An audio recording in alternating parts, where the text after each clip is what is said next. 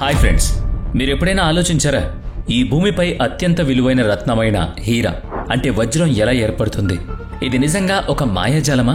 ప్రకృతి తన అద్భుతమైన మంత్రశక్తితో ఎలా అలాంటి మెరిసే రత్నాన్ని సృష్టిస్తుంది? మన వేలి ఉంగరంలో మెరుస్తూ ఉండే ఆ వజ్రం నిజానికి భూమి లోతుల్లో 160 కిలోమీటర్ల లోతులో ఉండే నిశ్శబ్దమైన చీకట్ల నుంచి వచ్చిందని మీరు ఊహించగలరా? అది ఒక్క క్షణంలో భూమి మీదకి రాలేదు.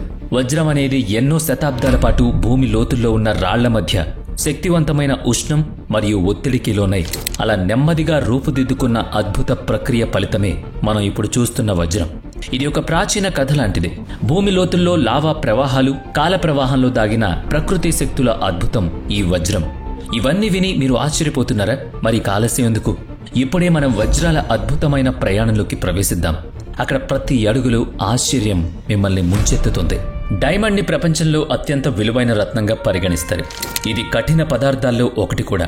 అసలు ఈ వజ్రం ఎలా తయారవుతుంది అంటే, భూమి లోతుల్లో సుమారు 160 కిలోమీటర్ల లోతులో ఉన్న అధిక ఉష్ణోగ్రత మరియు ఒత్తిడిలో కార్బన్ అణువులు ప్రత్యేకమైన పద్ధతిలో కలిసిపోయి వజ్రాన్ని రూపొందిస్తాయి.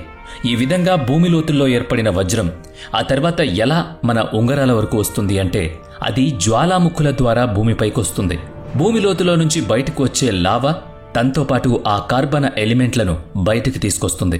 ఒకవేళ ఆ కార్బన్ ఎలిమెంట్స్ లావా గొట్టాల్లో ఇరుక్కుపోతే అవి ఆక్సిజన్ లేకపోవడం వల్ల భద్రంగా ఉంటాయి. అలా వజ్రం సమృద్ధిగా ఏర్పడుతుంది. వజ్రం తయారవడం అద్భుతమే కాదు, అది భద్రంగా ఉండడానికి అవసరమైన పరిస్థితులు కూడా అతి విపరీతమైనవే. భూమి లోతుల్లో ఆక్సిజన్ తక్కువగా ఉండే చోట కార్బన్ ఎలిమెంట్లు సురక్షితంగా ఉంటాయి. కాలక్రమేణా భూమిలోని లావా చల్లబడిపోయి గట్టిగా మారుతుంది.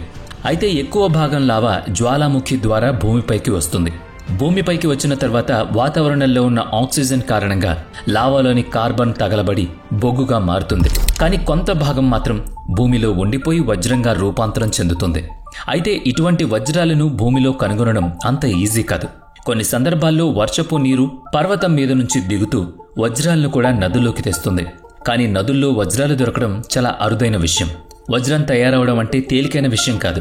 ఎందుకంటే దీన్ని రూపొందించేందుకు ఎన్నో శతాబ్దాలు పడుతుంది. భారతదేశంలో మధ్యప్రదేశ్లోని కొన్ని ప్రాంతాల్లో వజ్రాలు లభిస్తాయి.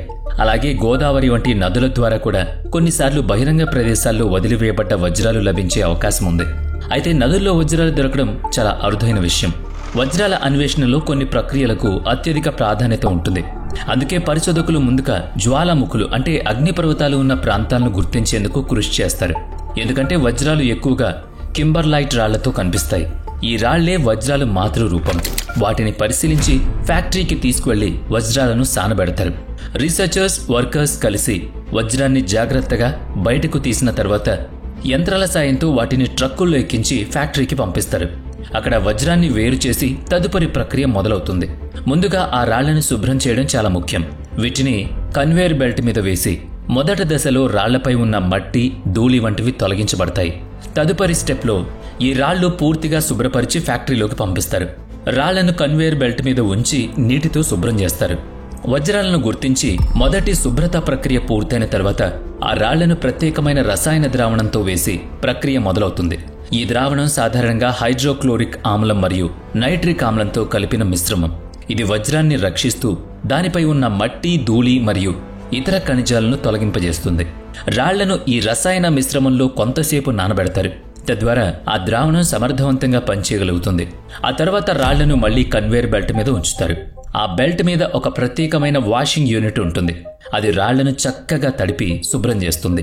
రాళ్లను పూర్తిగా శుభ్రం చేసిన తర్వాత వాటిని మళ్లీ ఒకసారి ఎక్స్రే స్కానింగ్ కోసం పంపిస్తారు. ఈసారి ఎక్స్రే యంత్రం ఏ రాళ్లలో వజ్రం ఉందో గుర్తిస్తుంది. వజ్రం ఉన్న రాళ్లను కన్వేయర్ బెల్ట్ మీదకి పంపిస్తారు. ఆ కన్వేయర్ బెల్ట్ ప్రత్యేకంగా డిజైన్ చేయబడి ఉంటుంది. ఇది వజ్రం ఉన్న రాళ్లను మాత్రమే వేరు చేస్తుంది. యంత్రంలో ఉన్న సెన్సర్లు ఒక్కో రాయిని స్కాన్ చేస్తాయి. వజ్రం ఉన్న రాళ్లను ప్రత్యేక మార్గం ద్వారా వేరుపరుస్తారు. మిగతా రాళ్లను వేరే కన్వేయర్ పైకి పంపించి తొలగిస్తారు. ఇలా పూర్తి ప్రక్రియలు ప్రతి దశలో కూడా గరిష్ట సమర్థత మరియు ఖచ్చితత్వం ఉండేలా చూసుకుంటారు. ఇన్ని ప్రక్రియల తర్వాత అసలైన వజ్రాలను మాత్రమే ముందుకు తీసుకువెళ్లేందుకు ఎంపిక చేస్తారు. ఇప్పుడు వజ్రం తన సహజ రూపంలో ఉన్నప్పటికీ దాన్ని అందంగా మెరిపించే ఆకారంలోకి తేవడానికి మరో ముఖ్యమైన ప్రక్రియ ప్రారంభమవుతుంది. దీనిలో ప్లానింగ్, మార్కింగ్, కటింగ్, గ్రైండింగ్ మరియు పాలిషింగ్ వంటి స్టెప్స్ ఉంటాయి. ఇవి వజ్రానికి అసలు అందాన్నిస్తాయన్నమాట. వజ్రాన్ని శుద్ధి చేయడంలో ఈ దశలు అన్ని కీలకం. ప్రపంచంలోని సగం వజ్రాల కటింగ్, పాలిషింగ్ పనులు భారతదేశంలోని గుజరాత్ రాష్ట్రంలో ఉన్న సూరత్ నగరంలోనే జరుగుతాయి. అక్కడ ఉన్న నిపుణులు ఈ పనిని నైపుణ్యంతో చేస్తారు. దీనివల్ల భారతదేశంలో వేల మందికి ఉద్యోగావకాశం కూడా లభిస్తోంది. మొదట ప్లానింగ్, మార్కింగ్ వంటి దశలు కూడా అక్కడే జరుగుతాయి. ఇవి వజ్రానికి ఆకారాన్ని నిర్ణయించే మొదటి ప్రముఖమైన ప్రక్రియలు. వజ్రాన్ని ప్లానింగ్ చేసి మార్కింగ్ చేసిన తర్వాత దాన్ని 3D స్కానర్తో కొలుస్తారు.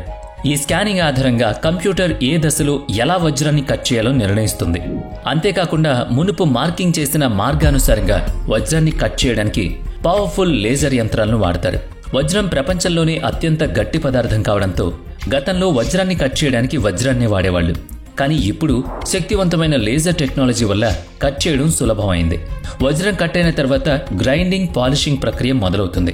ఈ దశలో వజ్రాలు మెరుస్తాయి. మనం చూస్తూ ఆశ్చర్యపోవాల్సిందే. వజ్రాన్ని ఆకర్షణీయంగా మార్చే పనిలో చివరి దశ గ్రైండింగ్ మరియు పాలిషింగ్. చాలా ముఖ్యమైన విభాగం ఇది. ఈ ప్రక్రియలో వజ్రాన్ని ఒక ప్రత్యేక యంత్రంలో ఘర్షణతో రాపిడి చేయడం జరుగుతుంది. దీన్ని ఫ్రిక్షన్ వహించే చక్రం పైన ఉంచి తిప్పుతారు. ఎక్కువగా ఈ చక్రం డైమండ్ గ్రైండింగ్ వీల్గా తిరుగుతుంది. దీని ఉపరితలం చాలా మందంగా ఉంటుంది. అంతేకాకుండా చిన్న చిన్న ఘర్షణ పదార్థాలతో నిండి ఉంటుంది. ఇది వజ్రం యొక్క ఉపరితలాన్ని మృదువుగా గ్రైండ్ చేయడానికి ఉపయోగపడుతుంది. ఈ సమయంలో వజ్రాన్ని కొంచెం వేడి చేస్తారు. తద్వారా అది కొద్దిగా మెత్తబడి గ్రైండింగ్ సులభంగా జరుగుతుంది. ఫిక్షన్ వీల్ మీద వజ్రాన్ని తిప్పుతుండగా మెరుగైన రూపం అందించడానికి ఇది కీలక దశగా నిలుస్తుంది. ఫిక్షన్ వీల్కి వజ్రం తాకినప్పుడు దానిపై ఉన్న చిన్న చిన్న రేణువులు మెల్లగా తొలగిపోతాయి. దీనివల్ల వజ్రం ఉపరితలం మెరిసేలా మృదువుగా మారుతుంది. దాని తర్వాత దశ పాలిషింగ్. వజ్రాన్ని మరో ప్రత్యేక చక్రంపై ఉంచి పాలిషింగ్ క్రీమ్ లేదా పౌడర్తో పాలిష్ చేస్తారు. ఈ దశ వజ్రానికి ఇంకా మెరుపును తీసుకొస్తుంది. ఇది ఎంతో కీలకం కూడా. దీనివలన వజ్రం కేవలం అందంగా కాకుండా దాని సహజ నెరుపుదనాన్ని కూడా వెలుగులోకి తెచ్చుకుంటుంది. ఈ రోజుల్లో ఉన్న ఆధునిక టెక్నాలజీ వల్ల మనం ఆర్టిఫిషియల్ వజ్రాలను కూడా తయారు చేసుకోగలుగుతున్నాం. ఈ ఆర్టిఫిషియల్ వజ్రాలను తయారు చేసే 2 ముఖ్యమైన పద్ధతులున్నాయి. అవి HPHT మరియు CVD. HPHT పద్ధతిలో కార్బన్ను ఒక ప్రత్యేక యంత్రంలో ఉంచుతారు. అక్కడ టెంపరేచర్ మరియు ప్రెషర్ను ఉపయోగిస్తారు. ఈ తీవ్ర ఒత్తిడి మరియు ఉష్ణోగ్రత కారణంగా కార్బన్ అణువులు కలిసి వజ్రం ఆకారంలోకి మారతాయి. ఇక CVD పద్ధతిలో అంటే కార్బన్ వాయువును ఒక నియంత్రిత గ్యాస్ ఛాంబర్లో ఉంచుతారు. ఈ వాయువు వేడిగా మారినప్పుడు అది మెల్లగా ఘన రూపంలోకి మారి వజ్రంలా పేరుకుపోతుంది. ఈ 2 పద్ధతుల్లో తయారయ్యే వజ్రాలు సహజ వజ్రాల్లా కనిపిస్తాయి. అయితే వీటిని ల్యాబ్ గ్రోన్ డైమండ్స్ అని పిలుస్తారు.